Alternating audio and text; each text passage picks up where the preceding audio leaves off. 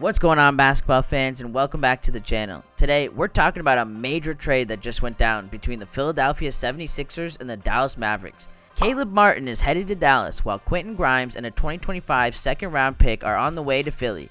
Let's break it all down and see what this means for both teams moving forward. First off, let's talk about Caleb Martin. He signed a 4-year, $35 million deal with the Sixers last summer, and despite some injury troubles this season, he's been a key piece when healthy. In the 31 games he's played, Martin averaged 9.1 points, 4.4 rebounds, and 2.2 assists. And let's not forget his reputation as a solid, versatile defender on the wing. Martin's been dealing with a hip strain since early January, but reports suggest he's close to returning. That's great news for Dallas, who's clearly looking to bolster their wing depth alongside Kyrie Irving and Anthony Davis after the recent blockbuster trade involving Luka Doncic. Now, let's talk about Quentin Grimes.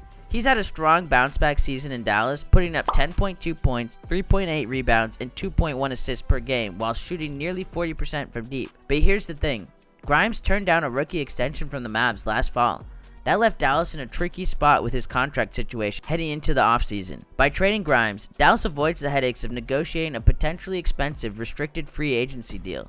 Instead, they get Martin, who's locked in through at least 2026, providing some much-needed cost certainty, assuming he waives his trade kicker. Speaking of that trade kicker, if Martin doesn't waive it, Dallas will have to use one of their trade exceptions to finalize this deal. That would also push them back into luxury tax territory, just barely staying under the hard cap. It's a balancing act, but it seems like the Mavs GM Nico Harrison is doing whatever it takes to keep this roster competitive, other than getting rid of Luka.